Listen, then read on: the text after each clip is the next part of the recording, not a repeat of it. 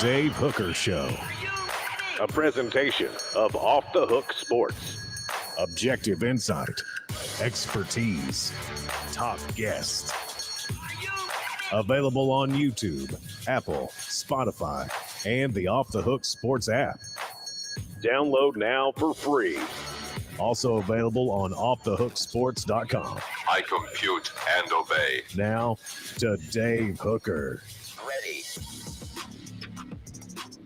You want a show? We got a show. Welcome to the program. As oh my, we are getting much closer. It is almost football time in Tennessee. 51 days. So a shout out to number 51, Reggie McKenzie, linebacker back in the day. Knoxville native, went to Austin East. Is graduate brother Reggie McKenzie graduate Reggie McKenzie started with the Vols in the early 1980s, along with his twin brother Raleigh McKenzie. Reggie went on to play with the Raiders and was one of the best front office men for quite some time. The McKenzie family is one of the best, right up there. Caleb Calhoun with the Berry family, the Colquitt family, and pretty significant stuff and what they contributed to the Vols. Also, Greg McElroy with a subdued Vols prediction. College football recruiting news with our own Caleb Jarreau. Could Northwestern come calling on Tennessee's coaching staff? Might surprise you that I would say yes, but there's a reason why. Who is Tennessee's most hireable assistant coaches and their best coaches all around? Caleb Calhoun, how are you, sir? You look fantastic, as always. Thank you, Dave. I'm doing well. Whenever you bring up the McKenzie family, I just think of Butch Jones's misuse of Khalil McKenzie. I can't ever get past that. One of Butch Jones's many misuses. Was he the biggest prospect as far as talked about, as far as pubbed, other than a quarterback of the past 15 or so years?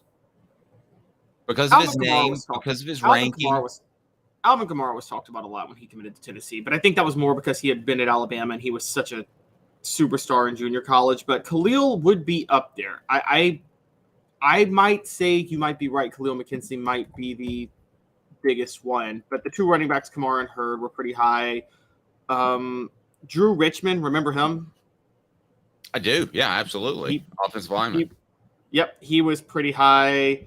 How they talked about Josh Malone was another one that they talked about a lot. But now, as I'm saying them out loud, these are the biggest names I'm thinking. Oh, Kyle Phillips was another one. But yeah, you're probably right. Khalil McKenzie probably was the biggest prospect, and he probably should have been converted to offensive line when he was at Tennessee.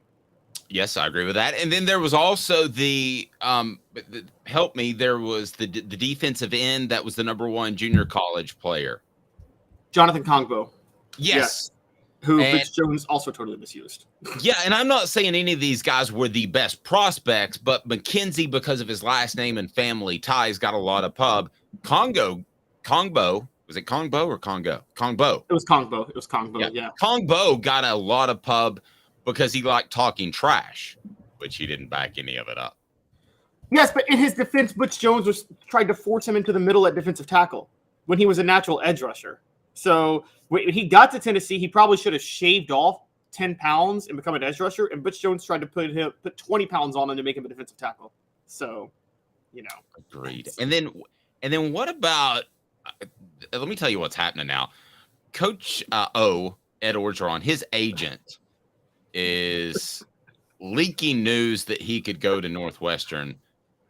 I want to get into that a little bit later, but there's not a possible worse fit than Ed Orgeron to Northwestern, right? He would be the least intelligent person in the entire radius of that school. Honestly, I mean, would you not pay money to see Ed Orgeron at Northwestern? Ed Orgeron at an academic elite institution. Oh my gosh. Trying to tell those players to go to class. Wow. I want one of those players to ask Ed Orgeron to help them with their advanced AP or their advanced engineering class. Yes. Engineering 300. Yes. I'm having a problem in my 400 level, my 500 level journalism class Could I get some help with that? Football. What's up, Hook? You used to always say, what's up, Hook? Sometimes in the middle of defensive line meetings. Boy, that was a bizarre time. It is time for today's tough question. It's brought to you by our friends at Zen Sports. Pro Football Focus names Tennessee as one of the 15 teams that could make the college football playoff in 2023. What do you make of that? Today's tough question brought to you by Zen Sports. Today's tough question. Take a side. Take a stand. The Dave Hooker Show, a presentation of offthehooksports.com. Okay, the question is, and it is on the Twitter right now, is Tennessee,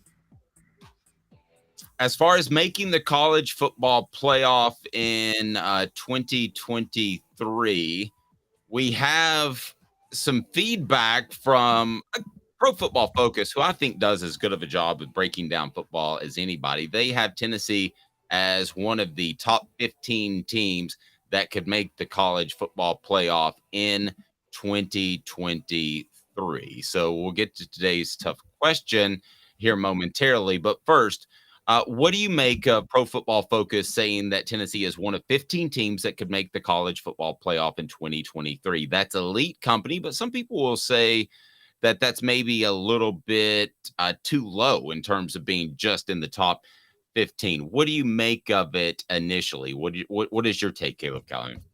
I don't think it's too low because what they're doing is they're looking at all the teams that could make the playoff this year. And my take on it really stands out because of what they wrote about Tennessee. Because as you and I both know, you're right, Pro Football Focus is much more analytical. They're much more data driven.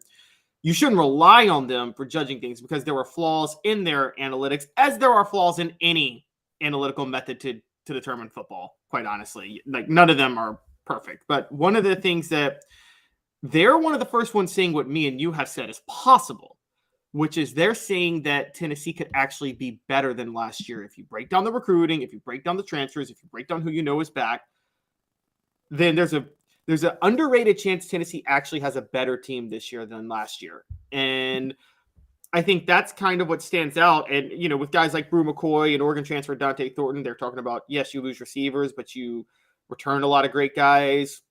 We're going to have Josh Ward on the show later to talk about Vols winning postseason awards. And he mentioned, hey, last year, Jalen Hyatt wasn't the favorite to be the best receiver at Tennessee. So in Josh Heupel's system, these stars are coming out of nowhere in reality. And so I think PFF recognizes that more than most. And they have Tennessee as one of 4 SEC teams that could make the college football playoff. The other 3 being the 3 obvious: Alabama, Georgia, LSU. So, I mean, that's not bad company.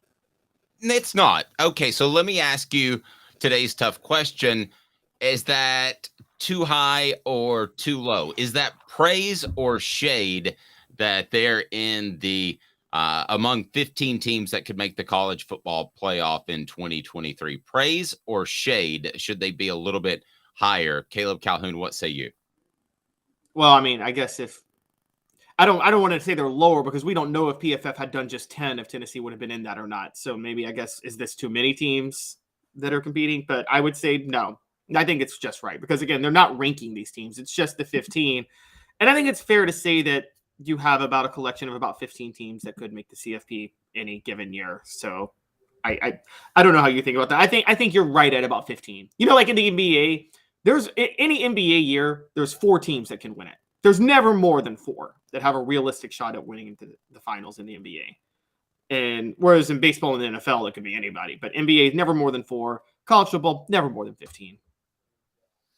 Yeah, I think the number's probably a little bit lower in teams that could win it. I think it's more along the lines of 10. So I'm going to say that just making the top 15, maybe it's not shade, but it's nothing that you should brag about because I think Tennessee is in the position of being a top 10 to 12 team. So it might not be shade, but I don't know that it's massive praise. It is a football team in Tennessee that has to answer a question at quarterback. So that's always going to knock you a little bit down in an analyst list that has lost a significant number of guys to the NFL. But I will say this. I think that Tennessee, in my humble opinion, is a top 12 type of team to make the college football playoff. And if you don't have them in that level, then I would be surprised. So top 10 to 12, top 15 is fine. Go through, if you can, the other teams that are in the SEC that could end up making the college football playoff according to Pro Football Focus, and it's brought to you by Zen Sports, the new sports book in Tennessee, revolutionizing the way you earn betting rewards. That means no more deposit bonuses that turn into deposit nightmares. On Zen Sports, what you see is what you get. In their cash rewards program, you get a lot of cash. For a welcome bonus, earn an unlimited 5% cash back on your betting volume for your first 15 days when you sign up with the promo code HOOKED. That's right, HOOKED, HOOKED, unlimited.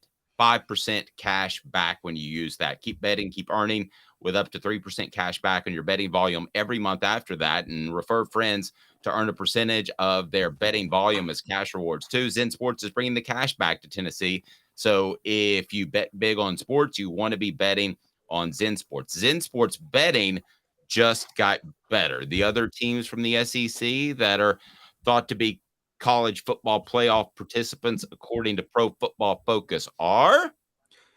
They are, and if Tennessee is going to be in the top 10 to 12, like you said, they won't supplant any of these teams because they are Alabama, Georgia, and LSU. Again, no surprise to anybody else that those three would be in there. I think it stands out, and it's good respect that Tennessee is in there with them, given that Tennessee has more questions than the other three right now. And I know everybody's going to be like, oh, well, Tennessee beat LSU 40-13 last year in Death Valley.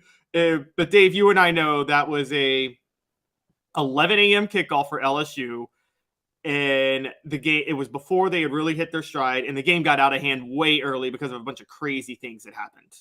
So I don't think if they play, I just love it when you go your crazy British voice. Well, that's when I'm saving that for when people have sanctimonious thoughts. Okay, that's like this isn't a sanctimonious. Good word. Okay, yes, I hate. Sorry, college football fans. Five-syllable word of the day. Hey now. Apologies to college football fans, but some of y'all are really dumb and sanctimonious about your teams when you think your team doesn't cheat, and when you think your team has integrity, and when you think your coach cares about his player development, and when you think your players are just the most decent, kind-hearted, spiritual people in the world. Yeah, y'all are dumb when you think that. I think there's a lot of truth to that. I do think Tennessee's in a unique position where this is a destination job for Josh Heupel. And I do think, and I'm not just saying this, that there's a lot of positive vibes around Tennessee, because I think that Josh Heupel... Dragon energy. Yeah, Josh Heupel either genuinely loves his players, and I believe he does at this point, or that's the best recruiting sales pitch of all time, because it's starting to take note, or is it take effect? And I think that you're right, though. A lot of 90% of the college football coaches would up and bolt. We talked about Schiano recently, how he left his entire staff to go recruit by themselves. We've seen what Lane Kiffin has done. I think Tennessee's in a unique position in terms of that. So Tennessee, one of the 15 teams that could make the college football playoff in 2023. I'll say that that's fair.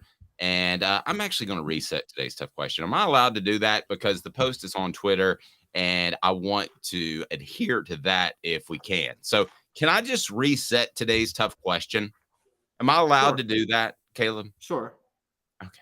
All right. Greg McElroy of College Football News Network, whatever he's with nowadays, predicts 9 games for Tennessee as far as wins. He says Tennessee, quote, will be in a bit of a correction and ranks them number 18, says they'll be around 9-3. He cites losing Hendon Hooker, the top 2 receivers that we know of course, Hyatt and Cedric Tillman, 2 offensive linemen, the most significant of which I don't think there's any question is Darnell Wright that they lost. So let's reset today's tough question as here we go. What about that? Today's tough question brought to you by Andy Mason, AndyMasonRealEstate.com. Today's tough question.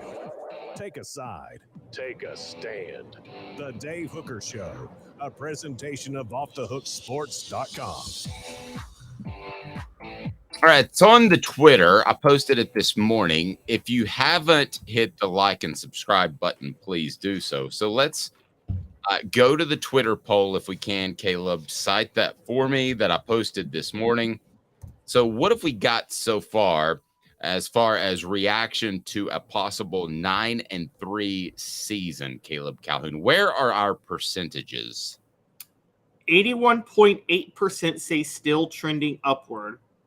If Tennessee finishes 9-3. Correct.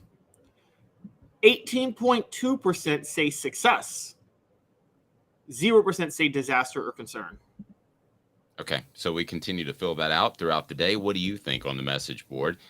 Give us the 4 choices again, Caleb, if you can, and then we'll get your thoughts on the message board as far as Tennessee. If they were to finish 9-3, is it time to sound the alarm? Still trending upwards. What are our choices exactly again?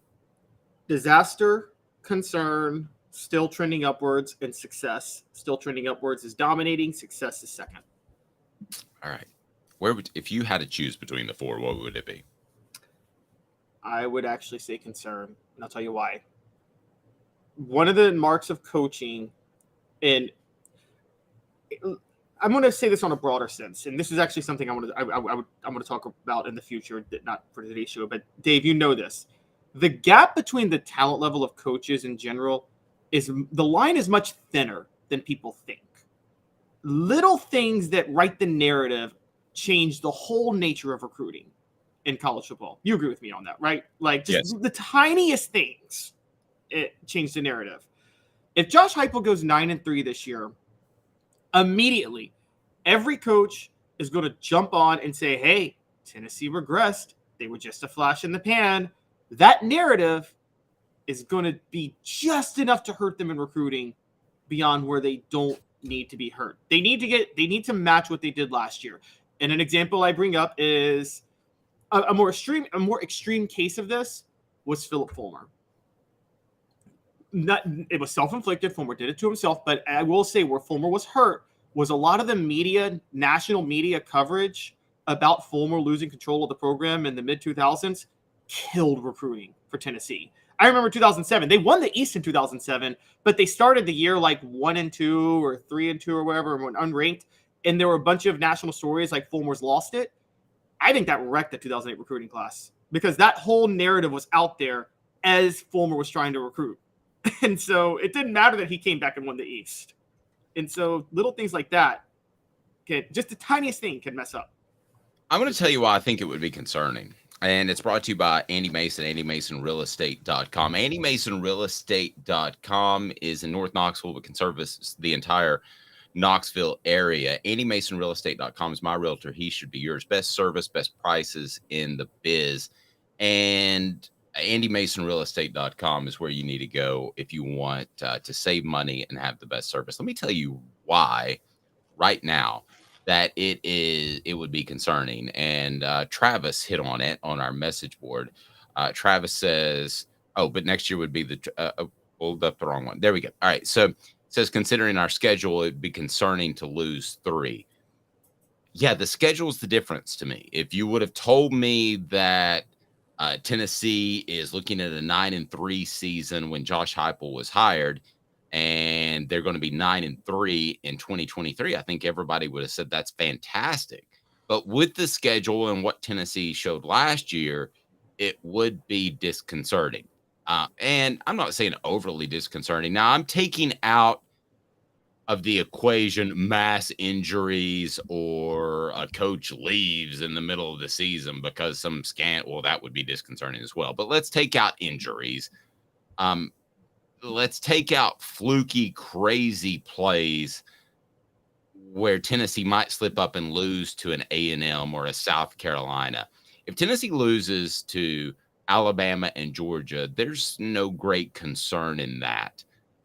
Tennessee is knocking on the door. As long as they're in those games, I think that's fine. That's understandable. You're not going to have a streak, I don't believe, where you beat Alabama 10 years in a row again. You're not going to dominate Georgia like Tennessee did in the 90s.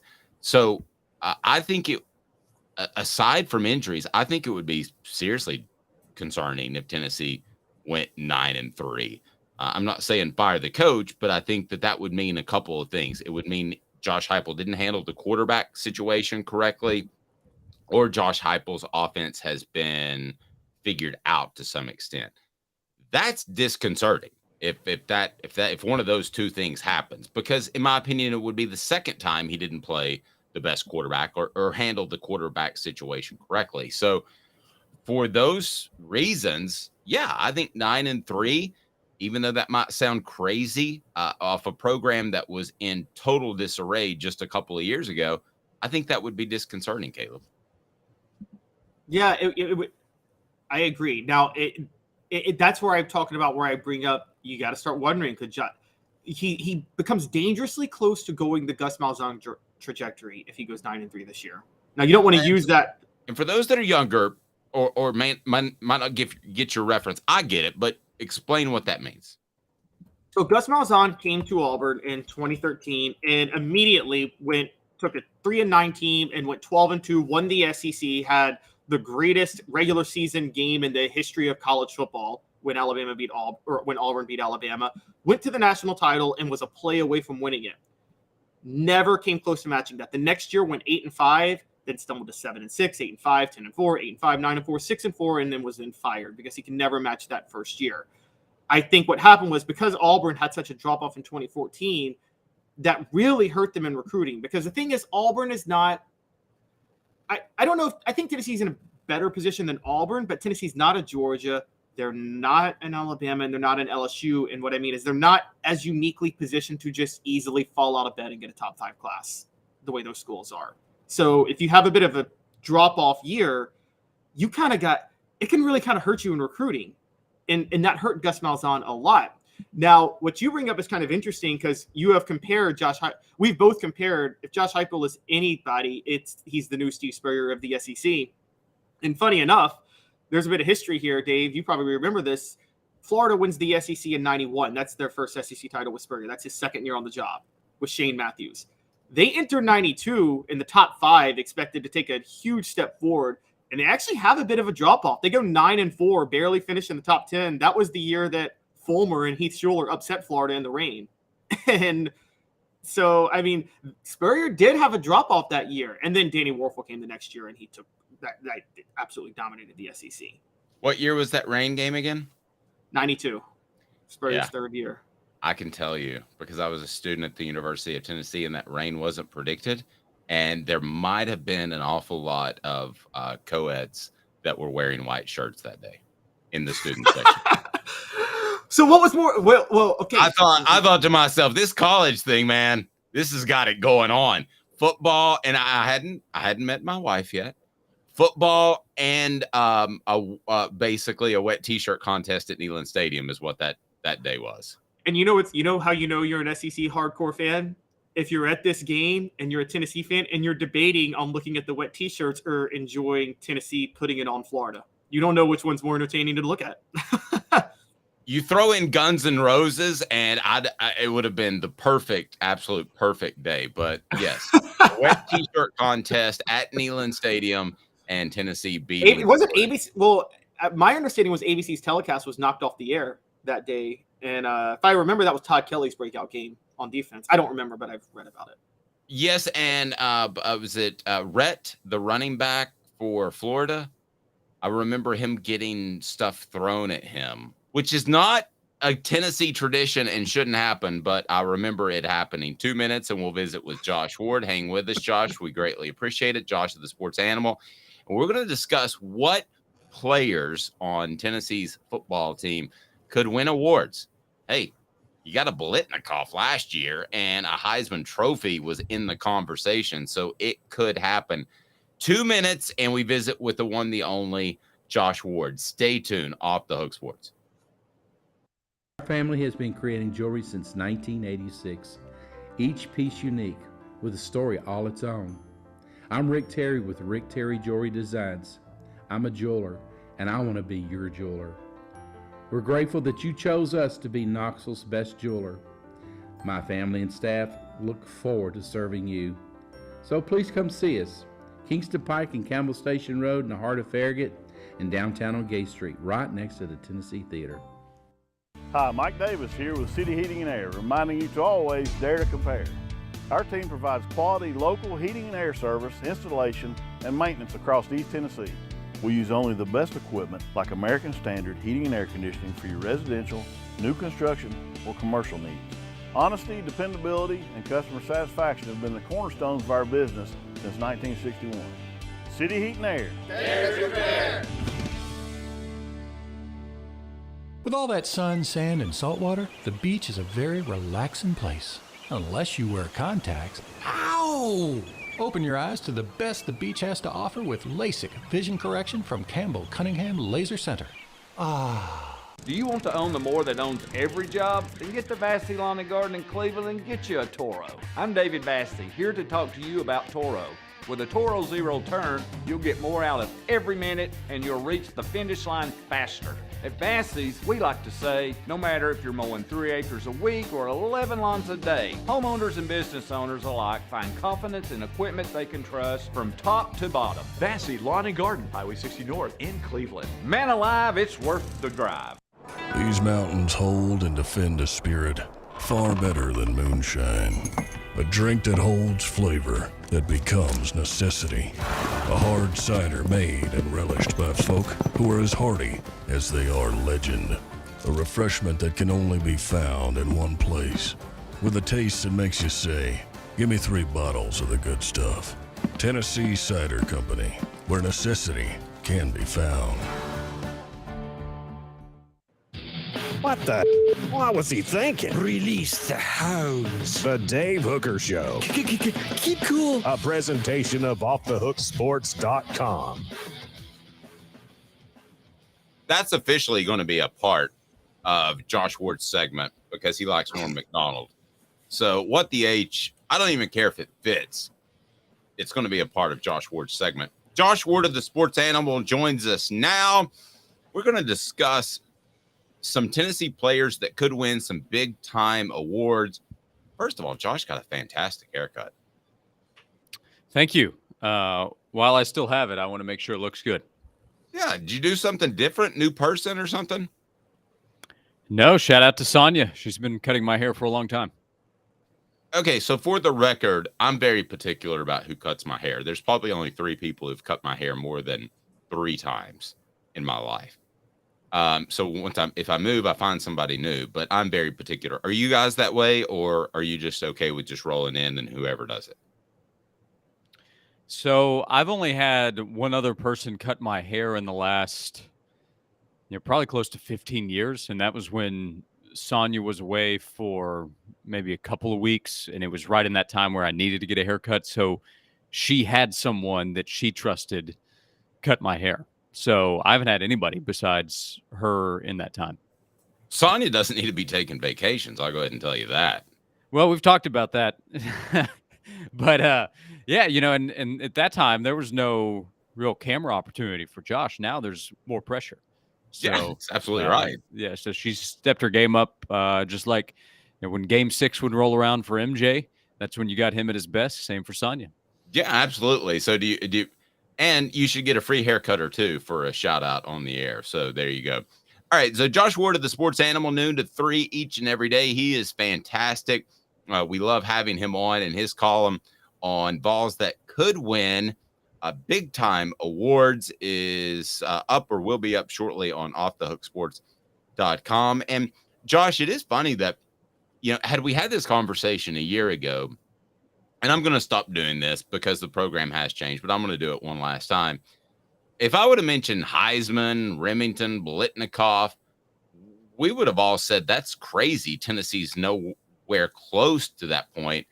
But after what we saw last year with Jalen Hyatt winning the Blitnikoff and with Hendon Hooker being in contention for the Heisman, and I think would have gone to New York had it not been for the injury, Tennessee's going to be in the conversation of these awards. I don't think there's any question. Yeah, I put Brew McCoy on the list with the Blitnikoff, and I put 2 guys on the list for 2 different reasons. Dante Thornton is the other. And with Brew, I mentioned in there the projected number 1. Let's assume he is that for the conversation. The projected number 1 has to be in the conversation for the Blitnikoff Award every year with Josh Heupel as the head coach. It's easy to forget, but this time a year ago and through the first few weeks of the season, Cedric Tillman was on the radar for the Blitnikoff Award. Jalen Hyatt wasn't, but then Tillman suffered the injury and Hyatt blew up and took off, and he ended up winning the award. That's why Dante was also on the list, because he's the guy that right now doesn't really belong in the national discussion for the Blitnikoff Award, but neither did Jalen 12 months ago. And then he ended up winning it. So in this offense, it's going to produce the results. And then the Remington, top center in the country, Cooper Mays is terrific, and he's an important player on Tennessee's football team. He's one of the most important players. There's no question about that for Tennessee. So if the Vols continue to have success offensively and he continues to be at the center of that, well, then Cooper's going to get some attention as well. Josh, one of the ones you had on here that surprised me actually a little bit was you had Jalen Wright winning a Doak Walker. And I thought if there was a running back that was going to win a Doak Walker, why not have Jabari Small or Dylan Sampson? Why have Wright?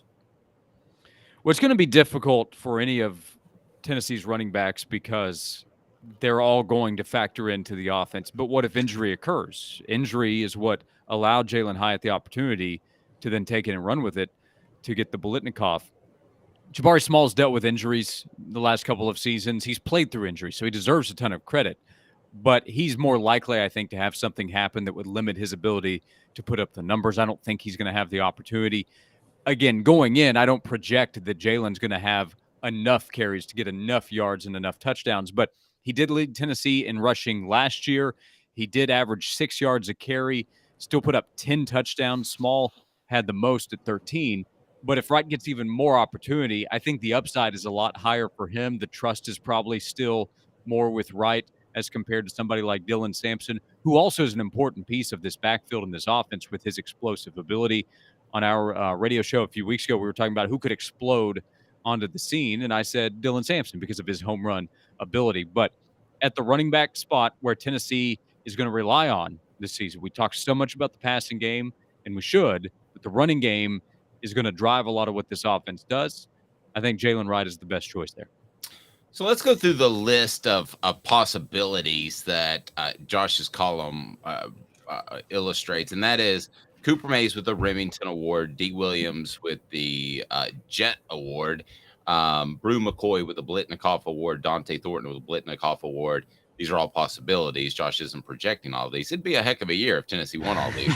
I mean, yeah, I bet they win at least 10 games again if they go 10 for 10, especially if they have two players split the Blitnikoff. That'd be crazy. For the first time, I'd be really impressed. For the first time in Blitnikoff history, they have split the award. Aaron Beasley with the Dick Butkus Award, Omari Thomas with the Outland Trophy, Jalen Wright, possibility for the Doak Walker Award, and Danico Slaughter with the Jim Thorpe Award, Charles Campbell, Lou Groves Award. And then I want to get to Joe Milton in a second. But out of that group, what do you think is the greatest realistic possibility if you had to pick one of those? Well, I would typically say Blitnikoff, but I also don't think they're going to go back-to-back and win the award. I think if Marvin Harrison stays healthy, he's going to get it at Ohio State because I think he's the best wide receiver, and he will go in getting so much attention and hype, and they're going to win a lot of games. Maybe this sounds crazy, but I'll say Joe Milton because the competition at center for the Remington is probably going to be really tough, and it's difficult to make your case. If you have the team success and the stats, it's easier to put together a case that then gets attention with the Heisman Trophy. So I know I'm picking an award that Tennessee's never won, but Tennessee had never won the Blitnikoff a year ago. The case for Joe would be the offense is established and everyone around the nation pays attention to it. If the team has success, they're going to have to win these games against the high-level teams. They don't have to go 12-0, but probably 11-1. But let's say they do that. Joe's going to have monster numbers. He is a guy that's going to get a lot of attention with his size. He is a marketable player. And there is the story of, well, he was the starter a couple of years ago. Then Hendon Hooker ended up with the job. Then Joe waited his turn. And I think this summer we've seen a lot of people start to say, hey, what about Joe Milton in a bounce-back opportunity? Then you have the hype videos of him launching the football. I mean, he's probably going to have, if we're talking about him realistically being in the race for the Heisman, he's going to have a couple of jaw-dropping bombs that he's going to toss to Squirrel or Dante Thornton or Ramel Keaton in this offense. And you're going to see those over and over again in the highlight reel. All of these are pretty much long shots if you look at the odds to win these awards. But which one's most realistic? Crazy as it sounds, I'm going to say the Heisman Trophy. Is anybody okay? I mean, sorry to interrupt, Caleb. Is anybody a little sick of hearing about how strong Joe Milton's arm is? And do you think that Joe Milton might be sick of hearing about that? Maybe a little bit, but I mean, it's kind of like, okay, I'll give you a comparison, Josh. Tell me if this is a reach. But I lost a little bit of weight a couple of years ago, and people haven't seen me at the gym. It's now been 2 years, and they say, "Oh, you lost a lot of weight. Great job," which is also a backhanded way of saying you used to be really fat. So, I mean, that's what that is. So, with Joe Milton, it's kind of a backhanded way of saying, well, you lack some touch and accuracy. Well, that is the cynical follow-up that a lot of people have had is, yeah, we knew that you could throw the football really far at Michigan and in your first year at Tennessee. The problem was that people weren't catching it. And that's really what it's about is anybody can just throw the football a certain distance. It's about the completion, like a reservation at a car rental company. So for Joe, yeah, there's been a lot of it, but he plans to go out there and complete those passes and put up the numbers. And it's an NIL world in college, and he is trying to project to the NFL right now. And those wow throws, the video from, 5 or 6 weeks ago at a camp or training session where he launched the football, and then 2 weeks ago at the Manning Passing Academy where everybody stops to watch, and Peyton Manning's a part of the hype of it, and everybody is wowed by what he does. NFL teams pay attention to that. So, yeah, I think Joe is eager to go out and show that he can do more than just throw the football farther than anyone else in college football. But that is getting the attention of a lot of people who will then tune in to see him complete those passes and win those games and put up those numbers as he intends to do. I love this line. Then take over, Caleb. I'm stealing this. Rocky Top Tom says Joe could overthrow the Flash. Josh, you're a radio guy. You love to turn a phrase. You've got the bad dad jokes. They are bad. Sorry. What? Huh? But that's pretty good. Overthrow the Flash. That's pretty good. That is really good. I'll also steal that at some point. Maybe I'll come up with somebody else that would be similar. So it's not the Flash exactly, but that's as good as it gets right there. As far as the Justice League, I oftentimes get, he's as good looking as Superman, but not the Flash thing. Caleb, go ahead. Well, when you were talking about the backhanded compliment by Joe Milton, for Joe Milton, that's like when somebody says they love their partner because they're so loyal. I'm like, they're saying you're not pretty. That's why they're saying you're loyal. She has a great personality. Exactly. Josh, sticking with the Joe Milton thing, it's funny. I felt like you read my mind because I kind of agree with you with the Heisman moment, because I talked to Dave about this a couple of days ago and I wanted to get your thoughts. I think one thing we all agree, if the Heisman voting had been done a week after the Tennessee-Alabama game last year, Hendon Hooker's winning it. No questions asked because of what happened in that game. Well, what if Joe Milton does the same thing against Georgia this year, which is the next to last game of the season? And I think one of the reasons Tennessee's never had a Heisman winner is because for the longest period of time, their November schedule was horrible. I mean, it was Vanderbilt, Kentucky, homecoming game, whatever. And that when you get the chance to have those moments, Tennessee is just trying to get through those games. Do you think playing like a Georgia November really increases the likelihood that Joe Milton could win a Heisman? Well, let's assume that beating Georgia is on the prerequisites for Joe to go out and win the award.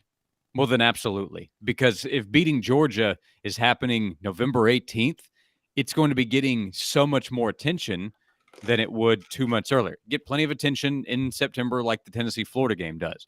But then a lot of football happens after that, and a lot of conversations and narratives begin elsewhere, and it's more difficult to hold on to that talk. If it happens November 18th and Tennessee beats Georgia, and let's also assume that game is a huge game, because, again, if Joe's in the Heisman race, Tennessee's got a great record, and I just can't imagine Georgia's not one of the highest-ranked teams in the country. well, then it's going to have a huge buildup, and then it's going to have a ton of reaction. He'll be getting talk on game day the following weekend, which is closing out the regular season, and then Tennessee's really playing for something at that point.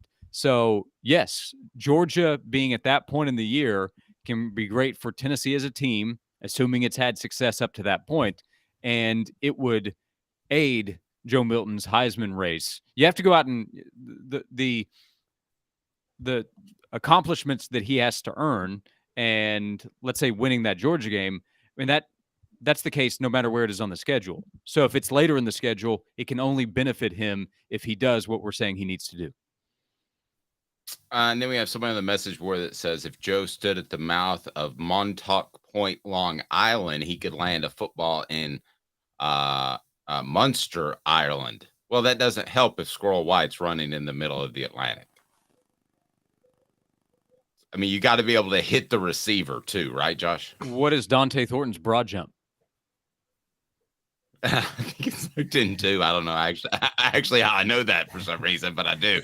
Yeah, but Josh, I do think that, and you've been around the Peyton Manning years, and you've been around a lot of years. I do think that there is kind of a blah to that's been a part of Tennessee's season as far as a Heisman candidate. And Caleb brought this up the other day. I do think that that's been more of a factor than maybe because if Peyton Manning goes out for throws for 350 yards against Vanderbilt, everybody says that's what you're supposed to do. So I don't know if it's better for the team to have Georgia early or late, have a great opponent early or late. But as far as a Heisman campaign, it's got to help, I would think. Yeah, it just it definitely doesn't hurt, and I do think it helps the timing. When does Michigan play Ohio State? End of the season, right? Well, Charles Woodson, do you think he benefited from his performance against Ohio State? If we're going to bring up who Tennessee's playing versus a competitor in the Heisman race is going up against. So, let's assume Caleb Williams is back in the race. They're going to play some big games late. So I think the bigger the stage, the better the opportunity is for you if you go out and succeed. If they go out and lose to Georgia, then it doesn't matter when that game is. It's really going to hurt Joe's case, and he has to do everything leading up to it. But if Tennessee is winning and Joe Milton is healthy, then Joe Milton's going to put up really big numbers because of what this offense is, and then Tennessee's going to be ranked high, and it's not going to feel fluky either because Tennessee just did it a year ago and had a top 5 Heisman finisher who would have ranked higher probably if not for the injury, and they had a Biletnikoff Award winner, and they have a coach who's a pretty big name in college football, and Josh Heupel with his history in the sport. So Tennessee is back in the conversation. And Joe Milton, he's also, I mentioned it, he's a really marketable guy. He's just a massive figure. He's going to stand out at SEC Media Days when he walks in the room. He's got a big smile. And when he's throwing the football and he's blowing a kiss to his mom in the stands after a big 50, 60-yard pass, that's going to get caught by the cameras, and it's going to circulate through social media and SportsCenter and everywhere else. So a lot of it is about selling yourself. And Joe Milton, I think, will naturally be able to sell himself if he has the results to connect to his name. Yeah, but what stands out, one of the interesting things is when you look, if you track the history of Heisman voting, the most important weekend of Heisman voting is the Saturday before Thanksgiving. That's the games they weigh the most. I feel like most of them turn in their ballots before Thanksgiving because they don't want to work. And a lot of them don't believe conference championship games should be a factor. There's still that old school belief, which hurt Peyton Manning in 97, by the way, because anybody who watched the SEC title game, if you valued that at all, Peyton Manning would have gotten the Heisman Trophy because there's no way you could watch that game and think that Woodson deserved it over Peyton Manning. But a lot of them turned it in 2 weeks before when Woodson balled out against Ohio State. You're right, Josh. It's a intriguing point. So thinking about that, looking at a couple of other ones, just real quick, I'm shocked you had anybody winning the Thorpe Award on this list. I'm sorry. I just find that hilarious. How did you think somebody could win that award at Tennessee? Well, what did I write with it? Admission, this is a tough sell. So I was also trying to be transparent and honest with the audience as much as I could. Like Charles Campbell for the Lou Groza. Tennessee scores too many touchdowns for the place kicker to have much of an opportunity. But what if he hit some game-winning kicks? I love Slaughter. I love the way he plays.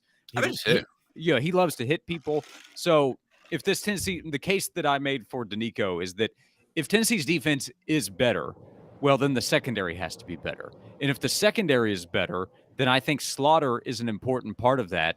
And he has shown the ability to make big plays by delivering hits and picking off opposing passes. And if he's able to do that, if he's able to get a pick 6 or 2, and Tennessee's defense is better, and again, they rank high, team success is just a requirement for any of these awards that we're talking about, then maybe he gets himself into the conversation. But if you're looking for, if you find some wild Thorpe Award betting market, I wouldn't necessarily spend too much time or put too much of an investment into Danico or any Tennessee defensive back.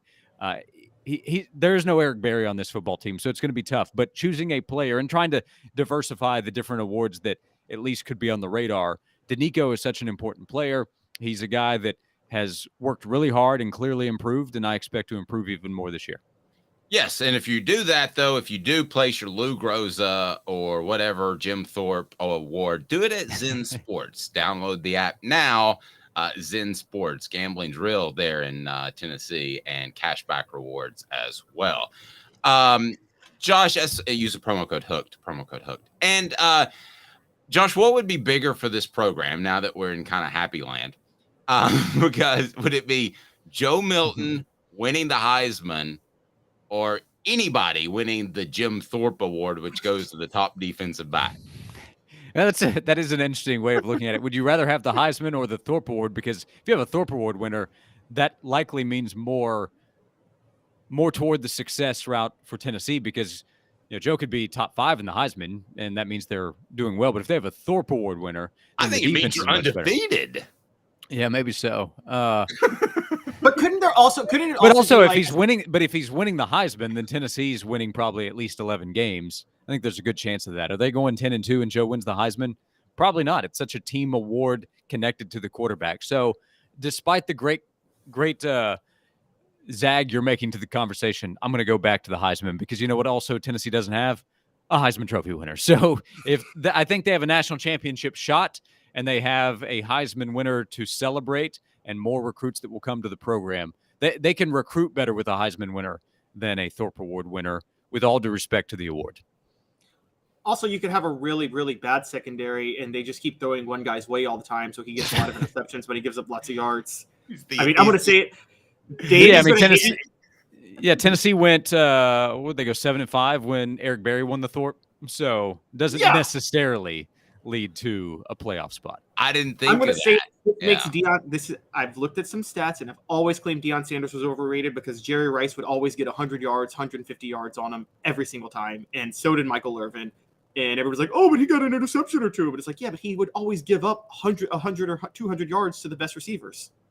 That's crazy. Have you watched Deion Sanders play football? Are we talking about the corner that played for the Falcons and the 49ers and the Cowboys, or is this a different Deion Sanders? Go track his stats. Go track his stats versus elite receivers. They almost always went over 100 yards against him. Always. Yeah. Caleb, craziness afoot. He'd rather he cared more about the interception than he did stopping them from gaining yards. Oh, you killed my line. I was going to say craziness afoot. By the way, Deion Sanders doesn't have to lose any appendages. I can say that as a guy that doesn't have a pinky toe. We're on the same level there. We both lost an appendage. It's a valuable appendage. Toby was able to get hers back. It's my second Seinfeld reference of the day. I'm still gonna stick to the side of Deion was great. Yeah, I think he was pretty good. But Deion gave up yards just so he could get his interception. Oh gosh! All right, Josh. I don't know. Look, one thing I'm gonna throw in there, and I think there's a viral cut of him just retelling the story, but. When he was playing, was this later in his career? I don't remember the spot. Maybe it was with the Cowboys, Dave. You might remember exactly. But at which point it doesn't matter. But Deion screwed up on a play on defense and allowed a touchdown. And he came over to the sideline and said, miscommunication. That was on me. I gave it up.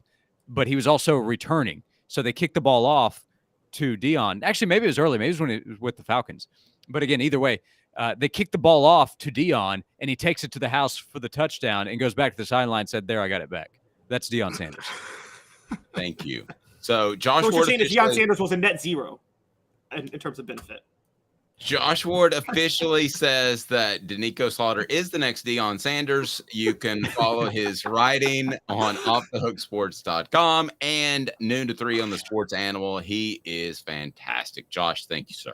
Next week, why Steph Curry's shooting, is it really all that great? We'll take a look. No. Deion Sanders was the Allen Iverson of the NFL. Well, he's pulling up 5 feet behind the three-point line. Nobody's there to defend the shot. It's too easy. Deion Sanders' stat line is like Allen Iverson scoring. AI scoring is so overrated because he took way too many shots and he was actually a drawback for his teams there. AI, the 5'11" guy that was stepping over defenders in the NBA Finals? What are we doing? Dikembe Mutombo got them to the finals, not AI. Muhammad Ali footwork overrated. I don't, I think those videos are sped up. I don't. Why Jordan wasn't that clutch? Oh man! Some people said he wasn't until '89. Oh, there he goes. There he goes. It took '89. It took that shot over the Cavs before people were saying that. You've read the SI articles. People said Jordan wasn't a winner in his. As a matter of fact, there's an SI column that said at one point Jordan's a scoring champion, but not a champion. It's a freezing cold take, but why Tom Brady is overrated. All right. Great stuff, Josh. We'll let you out of here. Thank you, sir. That Dale Earnhardt, I don't know. We'll see you guys. Ron Iverson was better than Deion. See you, Josh Ward. His column is up or will be shortly. And also listen to him noon to 3 on the Sports Animal. Coming up. Do you think Deion could tackle you? Because he couldn't tackle either. You think you could elude Deion I don't think Sanders? he wanted to tackle anybody because he realized that's not where the money was made. Should Tennessee be worried about losing an assistant, as Northwestern is going to be looking for coaches at a really odd time? I'm going to tell you why you should at least be concerned in exactly 2 minutes. He's Caleb Calhoun. I'm Dave Hooker, Off the Hook Sports. Sun, sand, and salt water, the beach is a very relaxing place. Unless you wear contacts. Ow! Open your eyes to the best the beach has to offer with LASIK vision correction from Campbell Cunningham Laser Center. Hi, Mike Davis here with City Heating and Air, reminding you to always dare to compare. Our team provides quality local heating and air service, installation, and maintenance across East Tennessee. We use only the best equipment like American Standard heating and air conditioning for your residential, new construction, or commercial needs. Honesty, dependability, and customer satisfaction have been the cornerstones of our business since 1961. City Heat and Air. Dare to compare.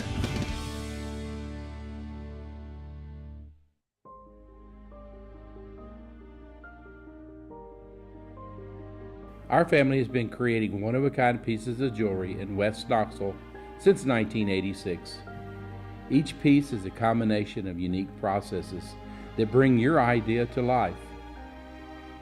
Every day in our shop, a truly special item with a story all its own is being manufactured in our facility, bringing the history and family sentiment into a whole new generation of life. We're grateful that you chose us to be Knoxville's best jeweler, a title that we value and respect. Because to me, being a jeweler and owning a jewelry store are not the same thing. I'm Rick Terry. I'm a jeweler, and we want to be your jeweler. Kingston Pike and Campbell Station Road in the heart of Farragut, and downtown on Gay Street right next to the Tennessee Theater. When you want a hard cider that's easy to enjoy, one that's crafted to perfection, you need Tennessee Cider Company. Some say it's the signature cider of the South. Others say it's the cure to your craving. They all say you'll savor every sip. With a selection of ciders free to sample, all it takes is one taste. Visit tncidercompany.com for more information, as well as to shop our ciders and merchandise online. Thirsty yet? Doors open at 10 a.m. Who's this guy? Hello, wizard. The Dave Hooker Show, a presentation of Off the Hook Sports, YouTube, Apple, Spotify, and the free Off the Hook Sports app. Back to Dave Hooker. All righty, so you got the Northwestern situation. And first of all, if anybody was mistreated. I absolutely hate that for young people. I mean, I guess technically you're an adult at 18, but goodness gracious, you can be put in the wrong situation and bad things could happen. But you're at a really weird time in the calendar of college football. And here's why Tennessee should be somewhat concerned that Northwestern could eventually come calling for one of their coaches, Caleb. And the reason is because you're at a weird time in the college football calendar. So you certainly have guys locked up in contracts, but a lot of these contracts say that as long as it's not a lateral move, you could be hired away. So it's very similar to how Lane Kiffin got the USC job. They went to everybody before Lane Kiffin, Sarkisian, Jack Del Rio, basically everybody but Pete Carroll, who landed them in NCAA issues. So they went to everybody before they got to Lane Kiffin. It was a very odd time to try to hire a football coach because if you remember, most of the coaches have been hired at that point, and Pete Carroll left at a strange time. So should Tennessee be worried about somebody from Northwestern calling for one of their coaches? I say, yeah. I mean, I think that any program that's had success over the past couple of years should be concerned. Caleb? I don't think they should, and I'll tell you why. Northwestern's not going to call a defensive assistant for Tennessee because, and outside of Rodney Garner, there's no defensive assistant yet that has proven themselves to be, should we say, elite on Tennessee, and they're not going to be able to prove that in the near future because the system, even if you are a great defensive coordinator, you're not going to look like one in Tennessee's system. So Tim Banks isn't getting hired, even though you and I both agree he's a great coordinator. If you're on offense, where you might get called, if you have a functional brain, you're not taking the Northwestern job because you would realize very quickly you have a much better chance to build your coaching profile staying as an assistant at Tennessee and getting a job somewhere else down the road than going to this toxic brand that is Northwestern right now, which is, it's not as toxic as like Penn State or something, but it is scandal-ridden. You're following the best coach, the most beloved coach in program history, and it's one of the 5 worst jobs in college football. And so wouldn't you be better off staying as an assistant at Tennessee and doing what Alex Golesh did, getting the job at South Florida, maybe another really high-profile Group of 5 school that could be very, very good comes calling? I mean, I think if an offensive assistant at Tennessee is dumb enough to take the Northwestern job, then they're not smart enough to be on Josh Heupel's staff. That's what I'm going with. Okay, I see where you're going. If Alex Golesh hadn't left, I would be very concerned. If he were the offensive coordinator still at Tennessee, I would be concerned if I were Tennessee. Now, it's not concerned that you're losing a guy. I think Alex Golesh is replaceable. I think Josh Heupel, it's his offense. But when I look at Tennessee staff, you're right. Banks isn't going to get consideration. Garner's probably a little bit long in the tooth to get that type of job, which is really a rebuilding job all over again under Pat Fitzgerald. They went 1-11 last year. And Tennessee's replacement for Golesh and Alec Ablin, I mean, we're talking about guys that are unproven. But if Alec Golesh was still on this staff, he's one of the first people I would call if I were Northwestern. But Dave, if you're Alex Golesh and Northwestern calls you, are you taking that job or are you staying at Tennessee as an assistant for another year and waiting for a better job to come? You don't like the Northwestern job as much as I do. I think it's a better job than you think it is. I think it's a better job in South Florida, where Golesh is. I don't think it's a better job than South Florida. I think South Florida, because you can win at a high level at a Group of 5 level in South Florida, and then one of the better Power 5 schools comes calling. You go to Northwestern. I'm sorry. I think it's a really, really, really bad job. Let me ask you this before we get to Caleb Jarreau. We're going to have the latest on recruiting, including a pending announcement and a commitment date for one of the top prospects that's on Tennessee's board. So let me ask you this. What coach will Tennessee have to replace next? What coach will they have to replace next? Ooh.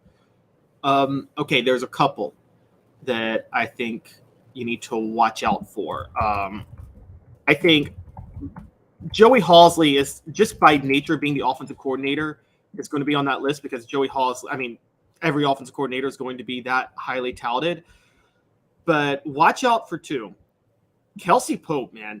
Kelsey Pope was Cedric Tillman's. He was an all-field assistant tasked specifically with working with Cedric Tillman in 2021. And Cedric Tillman became a 1,000-yard receiver. Then he was promoted to receivers coach and coached a Biletnikoff Award winner. So that's, I mean, we're talking, he's I think he's still in his 20s. So we're talking a very fast rising star. Watch out for Kelsey Pope. He could be the new Trooper Taylor on this staff. And unlike other coaches like Philip Fulmer, I don't think Josh Heupel will overlook Kelsey Pope. The other one who I think is getting a lot of respect as a recruiter, even if you might question his coaching acumen because he's a running backs coach, but Jerry Mack, the running backs coach, he has a lot of recruiting connections. And if you're a school that, you know, Memphis, just to give you an example, University of Memphis, Ryan Silverfield might be on the hot seat this year at Memphis. Jerry Mack has a lot of Memphis connections, and he can recruit that area very, very, very well. They wouldn't be crazy to hire him if they get rid of Ryan Silverfield after this year. I think the next coach that Tennessee is going to have to replace is probably Rodney Garner. I mean, he is getting a little long in the tooth. I don't have any reason to think he's going to retire at some point, but you would think, you know, he was born, I believe, in 66. So how old would that make him if you want to do some quick math for me? And he is still a fantastic recruiter, very tireless at his age. So I don't have any reason to believe he's going to retire anytime soon, but he was born in 66. How old would that make him? He's 57 years old. Yeah. Okay. So, I mean, he's getting close to 60. I mean, how long do you want to hump it? I mean, you really, if you're a head coach, you don't have nearly as many responsibilities from a recruiting standpoint. So But if you're a staff member, I mean, you know this, Dave, you know about salaries more than I do, but I mean, he's as a longtime just position coach, do you make the type of money where you can just up and retire in your 50s? You know what I mean? I mean, don't you really kind of have to work like regular until you can actually retire at 65? Good gravy. I would think that if I were making $400K that I would be able to and make some investments and be able to retire by 60. Let's bring in Caleb Jarreau now. Let's talk some Cruton. Talking Cruton, brought to you by our friends today at Craft Treats. And if you haven't followed it on offthehooksports.com, Jarreau has been all on top of it. Hello, Caleb Jarreau. How are you? What is up? I'm good. How are y'all? Are you going hair gel now or a little something different? You look fantastic. No, it's still wet, but appreciate it. Gotcha. We got a little too much headroom on Jarreau and no headroom on Calhoun. Are we all trying to be at different levels here? Okay. Sorry, no, I was stretching. I was stretching my back. Let's bring Jarreau's camera down just a little bit. Okay, so Tennessee recruiting-wise, give me a big picture right now before I ask you about some specific players. And if you want to get on the message board, if you've got players you want to ask about, go ahead and get on board right now. But Caleb Jarreau, what do you make of Tennessee's recruiting and where they stand right now? I think they're around 11th best in the nation, according to 247 Sports. Correct me if I'm wrong, but seems to be going well, especially with a recent pickup of a lineman. Go ahead.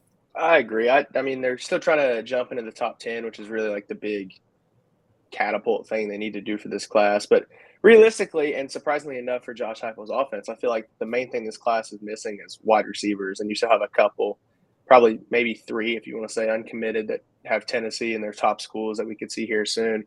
So I think they want another running back, and I think they need to pick up at least one wide receiver in this class for it to jump into the top 10 and then be what Josh Heupel and his staff want it to be. Okay, so before I get to Amari Jefferson, who has announced when he will announce his commitment, he is a receiver at a Baylor in Chattanooga, and it's a natural transition. But let me throw this out to both of you guys.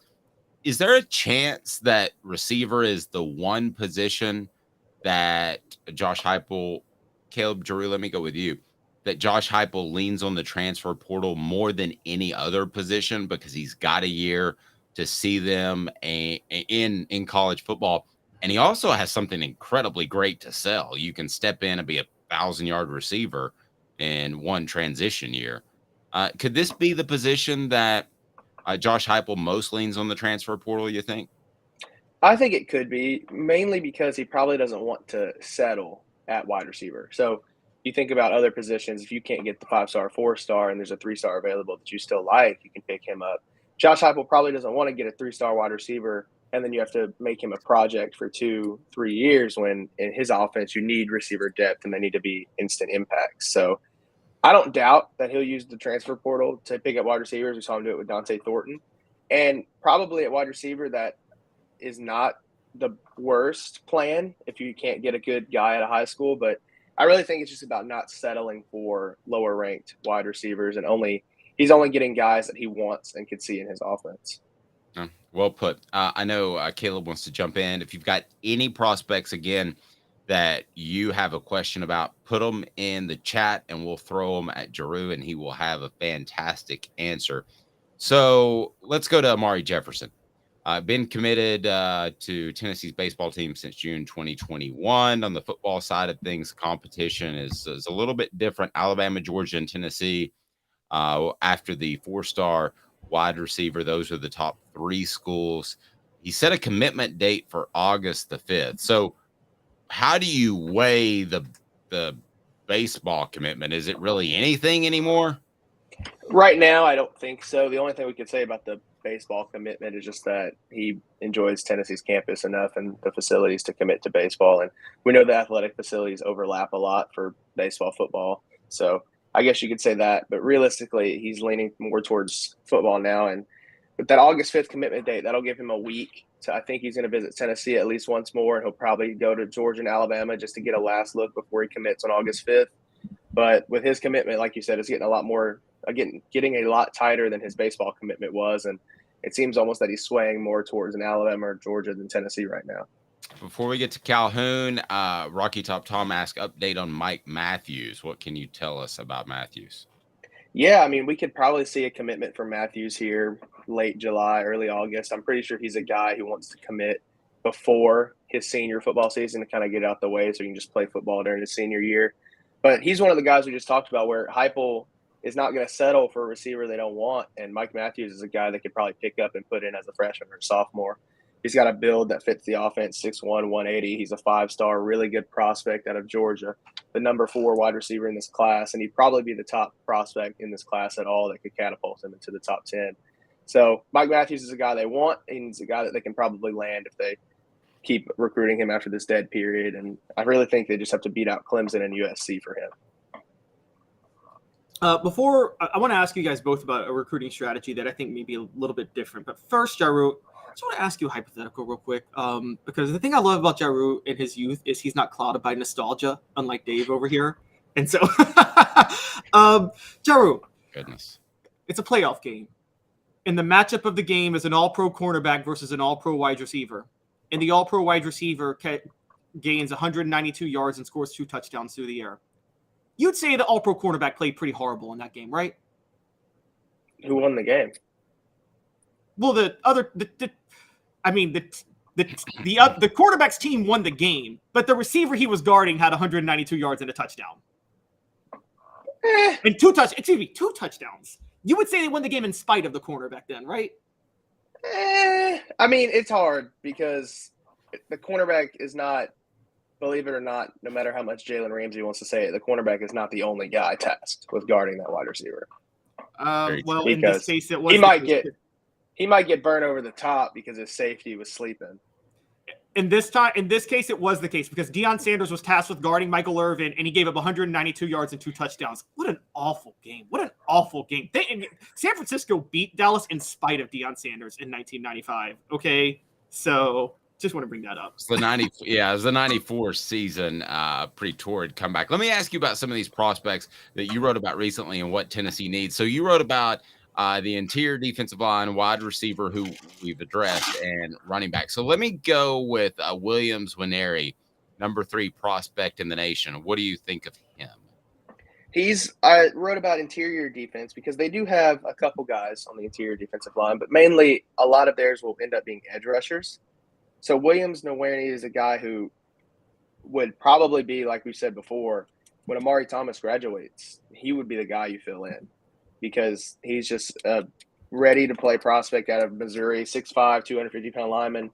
he's trending towards Georgia and Oklahoma right now. It seems like Tennessee might be third in his recruitment, but he seems like a guy where his recruitment will go long to his football season. So that gives Tennessee a chance to kind of get back in the race for him. And we've seen Josh Heupel use his connections in Missouri, and some of his staff use their connections in Missouri as well. So he's the number 1 lineman out of Missouri, and he could be a game changer if Tennessee picked him up. What about Camarion Franklin, number 44th prospect in the nation? Visited Tennessee 3 times. That has to be a pretty good sign, right? Yeah, and his recruitment is another one that will probably go into his football season. He's hinted at maybe making a decision before, but then he locked in an official visit with Auburn for September. So I figure we'll probably have to wait a little longer for his recruitment. And he's a guy who's probably kept the cards closer to the vest. You know, he's out of Lake Morant in Mississippi, which is basically Memphis. So he's a 6'5", 265-pound lineman. He obviously holds Tennessee in high regards. Like you said, he's visited them a ton. But he's got an official plan to Auburn, and it's kind of been a Tennessee-Auburn thing really with him. So I'm interested to see where his recruitment goes, and we'll probably find out a lot more about him once the dead period ends and we kind of get into football season. Discuss, if you can, along with an update on Braylon Russell, the running back who had been committed to Arkansas, what you think that Josh Heupel's philosophy is in recruiting running backs. Yeah, so Peyton Lewis, who's been peer recruiting Braylon Russell and committed since the end of May, he's kind of said that Jerry Mack and Josh Heupel have called him and Braylon Russell thunder and lightning. So speed, and then Braylon Russell would kind of be the more third down back with the bigger body. So I feel like that's kind of Josh Heupel's mantra. If you see the last couple classes, he takes 2 running backs, and he's tried to get like a Khalifa Keith where one of them can be a third down back that you can trust to get 2-3 yards, because Princeton Fant's gone. And I don't think in the future Josh Heupel wants to rely on his tight end to do that anyway. So I feel like we're going to see Josh Heupel recruit the faster running back like a Peyton Lewis, who's a state champion track runner, and then a bigger guy like Braylon Russell. Now, Braylon Russell, like you said, was committed to Arkansas, and it seems to be that he's trending back to Arkansas again. So his announcement will come tomorrow, and this is probably one of the closer recruitments we've seen in this cycle. But right now, I probably have to give Arkansas the edge just because he's an in-state guy, and it seems like he's trending back to the Razorbacks. But it's 51-49 right now for him. Wow. And when is that announcement again? That's tomorrow evening. And do we know what time yet? Eastern Standard? I think it's 6 or 7. He's going on the 247 Sports show to announce. So it'll be whatever time that is at. Interesting. So Tennessee could pick up a prospect tomorrow. Other than that, I want to ask you who you feel really good about on Tennessee's board. And Jarreau's recruiting update, which is just fantastic, and he's been all over it, is brought to you by our friends at Craft Treats. Go to crafttreats.com, use the promo code Off the Hook. That's the promo code Off the Hook. You save 20% on their pet treats, and they also have the chill pills with the CBD that will help with your pet's digestive issues, anxiety issues, or maybe even arthritis. crafttreats.com. Support our advertisers and our sponsors. crafttreats.com. Use the promo code Off the Hook. So, Jarreau, give me 3 guys that you feel, and it can be somebody you've already mentioned too, but you feel pretty good will be Vols eventually. Yeah, I feel like Mike Matthews is one of those guys that can be a Vol eventually. Like, he's been to campus several times, and he's been a guy that is consistently looks like he could be a lock and has consistently talked well about Tennessee, visited Tennessee often. And Josh Heupel's offense is a very easy thing to recruit. I mean, you just put on the tape, and that's it. Because, I mean, you can't really argue with his success on offense, his success with wide receivers. He got 2 drafted. That should be good enough for any wide receiver prospect to want to come. And then I would have to say my next one would be Edwin Spillman. He just recently announced that his top 2 schools are between Ohio State and Tennessee. Now, his might not be as cut and dry as we thought before. It seems his relationship with Ohio State is very tight, but his brother's still at Tennessee, still an in-state kid. I feel like that's going to be very hard to pass up to go north to Ohio State. And then third, I'll go with this is probably the farthest reach of the 3, but I'd say Camarion Franklin, just because his relationship with Rodney Gardner and some of the defensive staff is very strong right now. He's basically an in-state kid, 30 minutes south of Memphis, and he's been to Tennessee several times. And I feel like for him, if you can play in Tim Bake's defense, which will be, for defensive linemen, you put your foot in the ground and you get the quarterback. Or if you can go to Hugh Freeze and Auburn, which we have no idea what they'll look like, I feel like Tennessee will probably be the way he'll sway. Can I ask a recruiting strategy to both of you guys real quick? What y'all think? Yes, I did want to make one reference to see if I could test Calhoun and show my age at the same time. Is Camarion Franklin at all related to Abreu Franklin? Do you remember that name, Calhoun? Oh, wow. Wasn't he on the 2002 front four? Man, Calhoun, I hate you. You remember guys I covered better than I do. All right, get your recruiting philosophy here. Okay, so you guys talked about maybe Heupel would do the transfer portal to get wide receivers because he doesn't want to settle for projects, and I would agree. But I wonder, what if the reverse happens now? What if, because Tennessee is such an attractive place to play receiver, in the age of NIL, do you think it's possible that Heupel can just easily now get like 3, 4, and 5-star receivers every year in his recruiting class, and not even have to use a lot of NIL money because, let's be honest, receivers are going to come to Tennessee regardless of NIL because they realize that'll put them in the NFL. And then they can use that NIL money to go after a lot of transfers at the offensive line position or the defensive line position where he may struggle a little bit more to recruit. Could it possible he does that strategy? I think they have to beat Alabama and Georgia a couple years before that can actually take place. I think he has to be more solidified because right now you still see, like an Amari Jefferson, where he's trending towards Alabama and Georgia, even though he is a wide receiver, and we have no idea who's playing quarterback for Alabama or Georgia in the future. So I feel like maybe in the future, yes, 2, 3, 4 years down the road. I just don't think they're there yet. We also haven't seen the wide receivers. They've gotten drafted, yes, but they haven't had success in the NFL. So it's easy to say you put wide receivers in the NFL and they haven't played a snap yet. So I feel like in a couple years we could see that maybe. But also in a couple years, they could have so much NIL money, it doesn't matter, and we're having a conversation for no reason. Great stuff. He's Caleb Jarreau for Caleb Calhoun. I'm Dave Hooker. This has been a presentation of Off the Hook Sports. We'll have the latest on potential Tennessee commitment on offthehooksports.com. Thank you, Jarreau. Thank you. I caught you mid-sip. What are you drinking there? Bloody Mary? Just some water. Okay. All right. That's good. Well, I know you're a Louisiana cat, so I know how you LSU guys can party. So I always wonder. All right. For Jarreau Calhoun, I'm Dave Hooker, Off the Hook Sports.